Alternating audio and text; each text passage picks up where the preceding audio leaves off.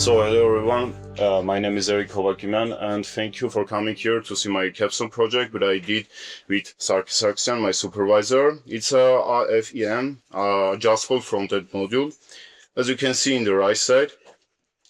So before starting, I want to go to the agenda. It's an introduction, problem statement, existing solution, proposed solution, alternative, system architecture, component selection, simulations, design overview, testing, result and limitation, and the future work. It will be a little bit longer, but I think we can have a time for do that. So our front ends are critical in the modern communication system. So this device can be used in telecommunication, defense, IoT, and the software-defined radio.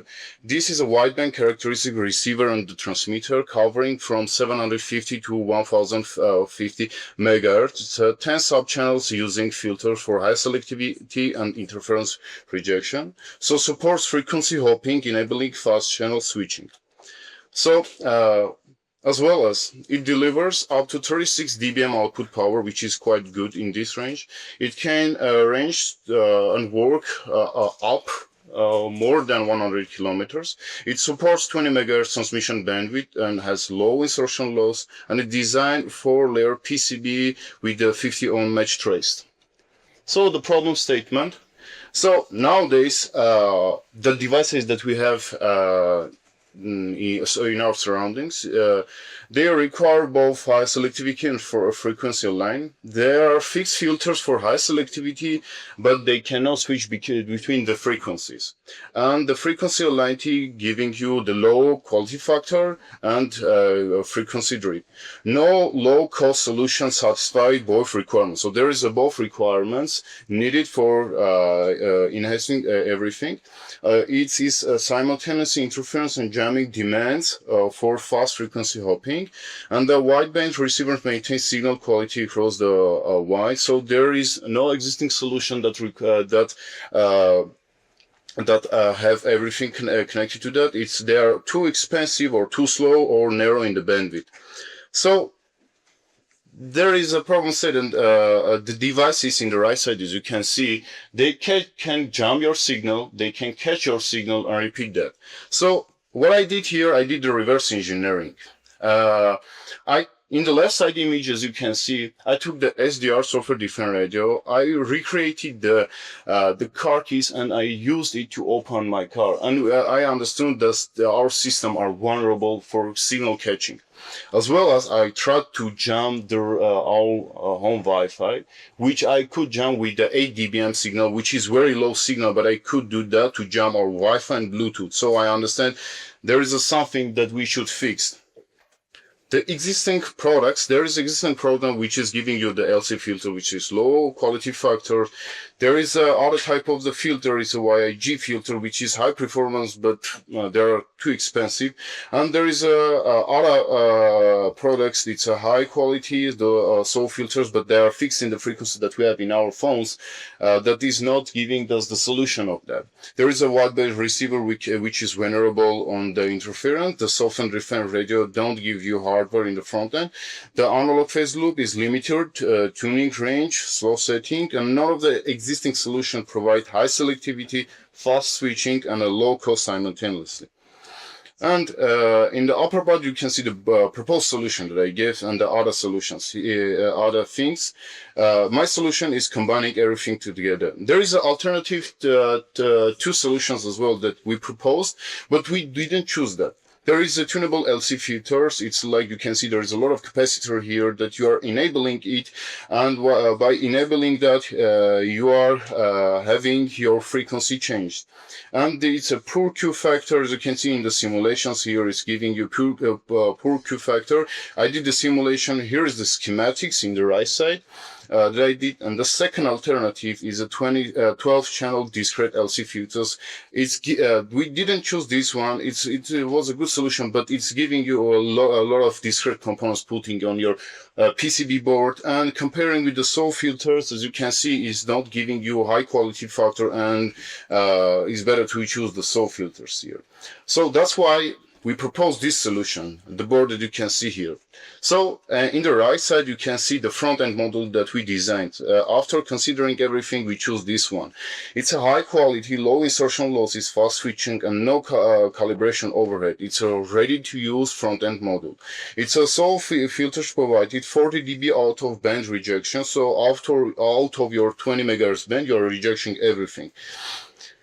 So it's giving you sub 232 nanosecond channel switching, which is really fast due to our switches. It's a 60 dB isolation, scale modularity, channels can be switched. There is channels that I will talk about that. And it's more cost effective than the other YIG filters that we talked about. There is a both, we provided that both by simulation and hardware measurement.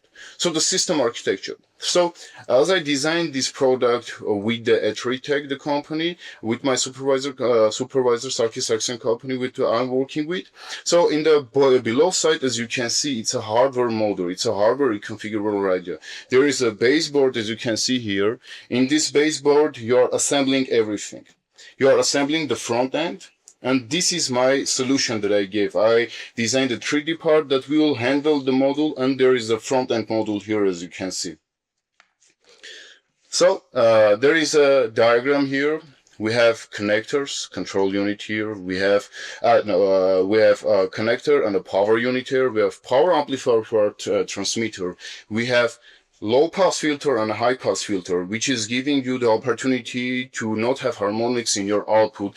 And when you're having high pass filter, you are not rejecting all the low frequencies. We have low noise amplifier, we have attenuator here, we have switches to change between the transmission and the receiver, and we have the input and the output.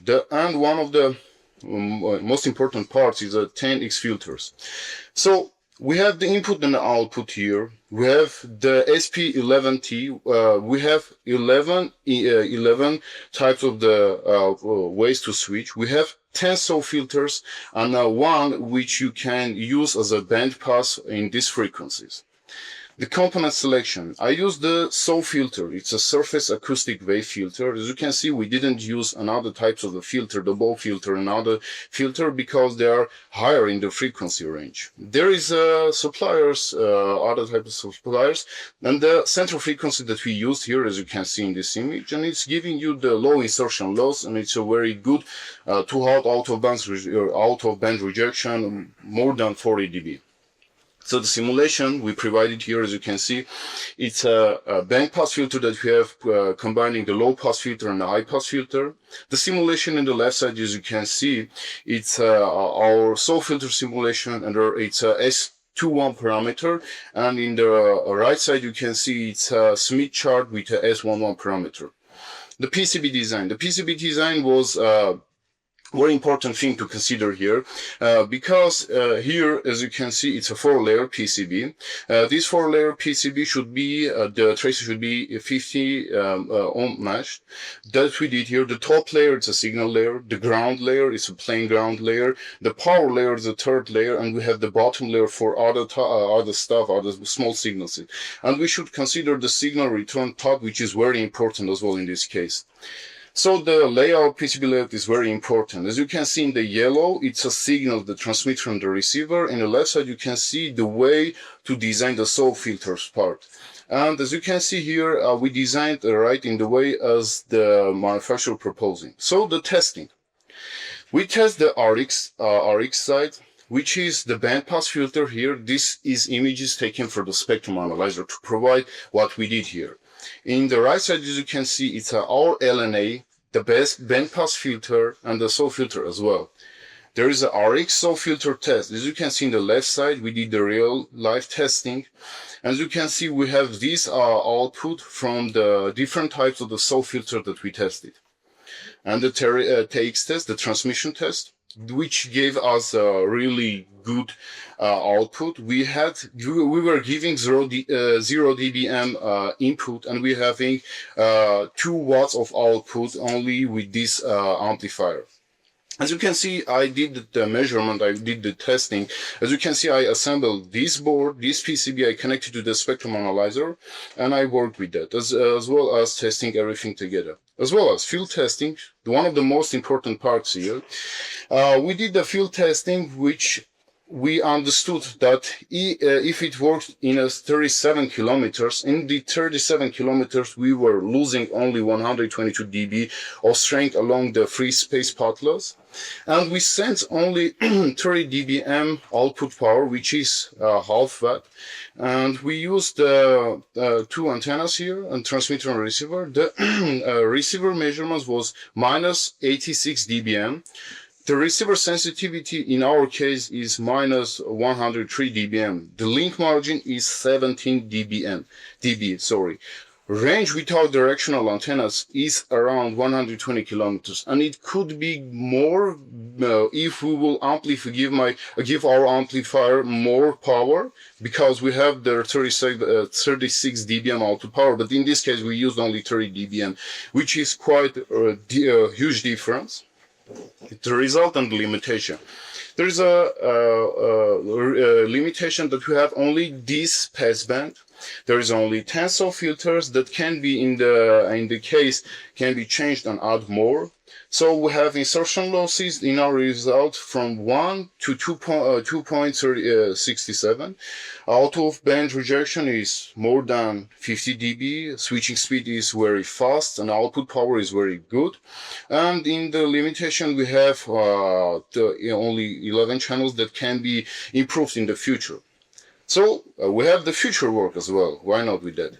So we can have the full SDR integration. So in this module, as you can see here, it can be connected with the FPGA. In the future, we can use the other types of the FPGAs and make it SDR very good products. Have up to 6 gigahertz output, 6 gigahertz output and the input as well. So the field testing validated that these projects can work 100 kilometer range, and it can be more. We can give you the other types of the multiple input and multiple output diversity, and can be used with the FPGAs, for example, as you can see in the right side.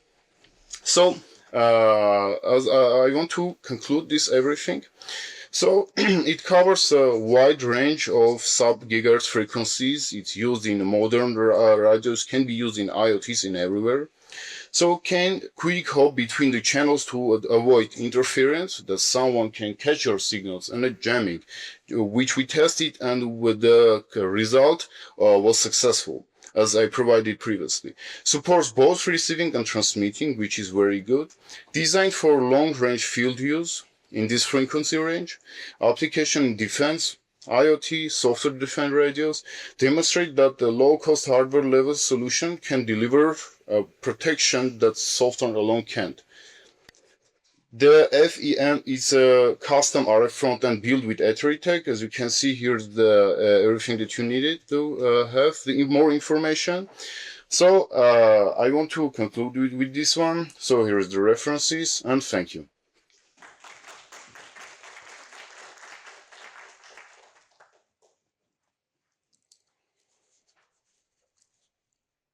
Can you tell about the speed of communication? Sure. The speed of communication is around 1 megabit per second, and it can be increased, as I said, in the future work, adding with the FPGA and changing with the baseband processor. As you can see in this module, it's adjustable. If you want, I can bring it up to you, and you can see it more visually. So there's a baseboard, as I said. There is a baseband processor here, and there is a front end here. This baseband processor can be changed to other ones that can work more faster. But right now, this case, it's working with the 1 megabit per second. Currently, how are you connecting to it? How are you interfacing with it? How are you sending messages with it? Are you using, for example, UART or some custom protocol? In this case, we are using UART. We are connecting. There is a connector here. We are connecting it with the UART. But my part is mainly this front end, which is I'm receiving the analog signal in these frequencies that coming from the transceiver, and I'm amplifying and receiving that. You said you had the field testing for 37 kilometers. So there was line of sight, non-line of sight. Said passing that was free of multipass. I really didn't know. So in one slide you had the you said 37 kilometers, and there was 122 dB of strength. What it means that free pass loss? So, um, so this test was done in the space. So there is nothing surrounding, not building, nothing.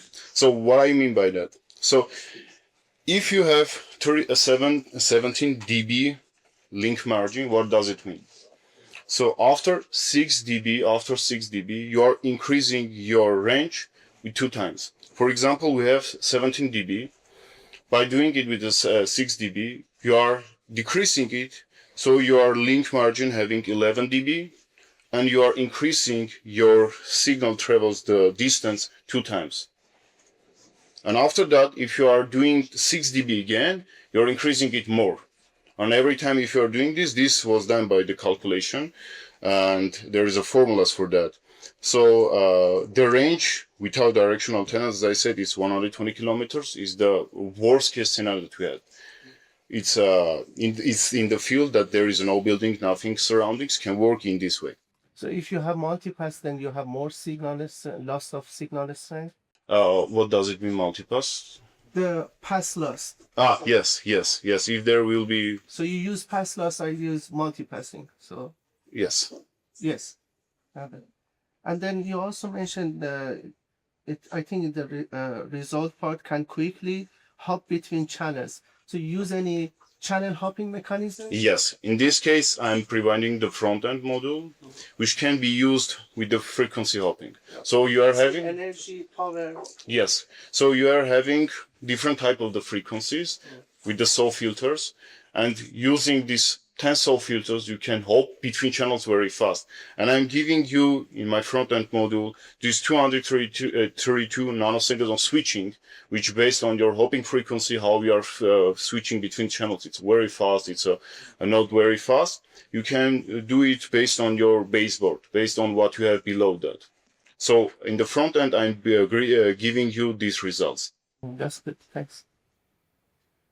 So, Yes. yeah, the product and the information we received is very wide and it is impressive. But we didn't, maybe you will repeat that fact. What is the problem statement for you? The problem statement for me? Yeah, sure.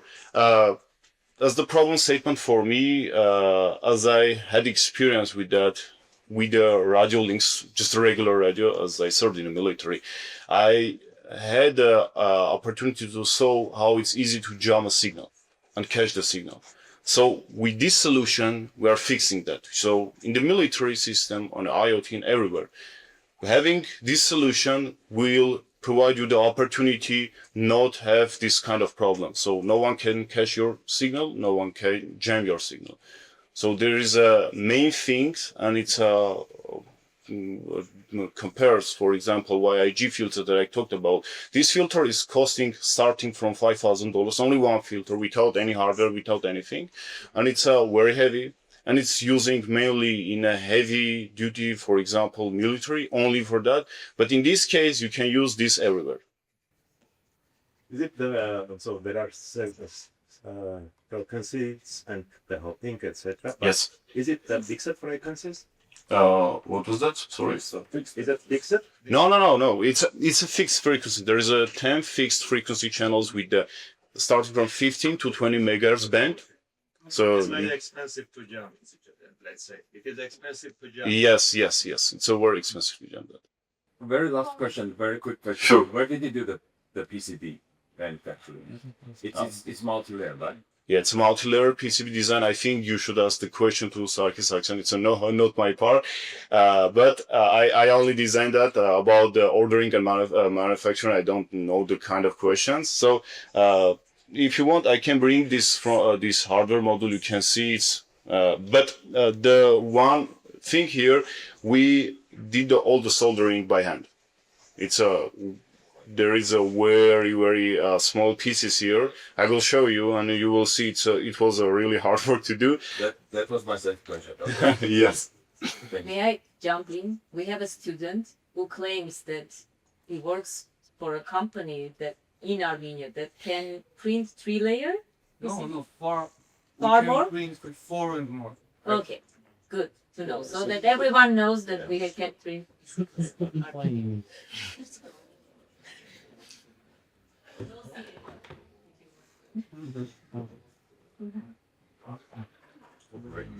That's it. Yeah. Thank you.